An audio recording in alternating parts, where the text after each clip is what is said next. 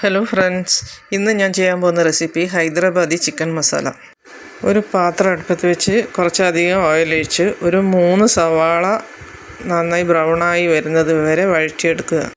1 kg ചിക്കനിലേക്ക് fry ചെയ്ത് വെച്ച സവാളയും 1 ടീസ്പൂൺ മഞ്ഞൾപ്പൊടി, 1.25 ടീസ്പൂൺ മുളക് പൊടി, 6 പച്ചമുളക് കീറിയത്, 3 ടേബിൾ സ്പൂൺ തൈര്, 2.25 ടീസ്പൂൺ ഇഞ്ചി വെളുത്തുള്ളി പേസ്റ്റ്, പാകത്തിന് ഉപ്പ് ചേർത്ത് നന്നായി മിക്സ് ചെയ്ത് അരമണിക്കൂർ നേരം വെക്കുക.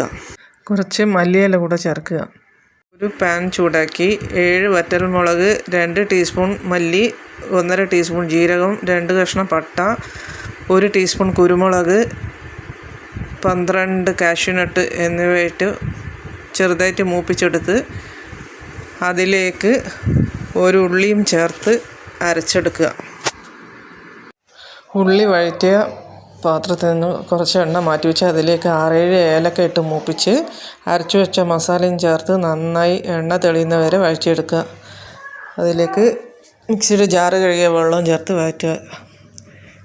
ചിക്കൻ കൂടെ ചേർത്ത് നന്നായി യോജിപ്പിച്ചതിന് ശേഷം പാകത്തിന് ഉപ്പും ചേർത്ത് 1/4 കപ്പ് വെള്ളവും ചേർത്ത് നന്നായി യോജിപ്പിച്ചതിന് ശേഷം മൂടി വെച്ച് മീഡിയം തീയിലിട്ട് വേവിച്ചെടുക്കുക.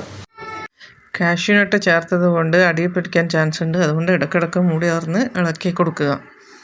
1/4 ഭാഗം വെന്തതിന് ശേഷം 1 ടീസ്പൂൺ ഗരം മസാല ചേർത്ത് വീണ്ടും നന്നായി യോജിപ്പിച്ച് മൂടി വെച്ച് സിമ്മിലിട്ട് ഒരു 5 മിനിറ്റ് നേരം കൂടി വേവിച്ചെടുക്കുക.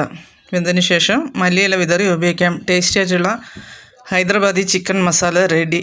എല്ലാവരും ഒന്ന് ട്രൈ ചെയ്ത് നോക്കണം. വളരെ ടേസ്റ്റി ആയിട്ടുള്ള റെസിപ്പിയാണിത്. Thank you for watching.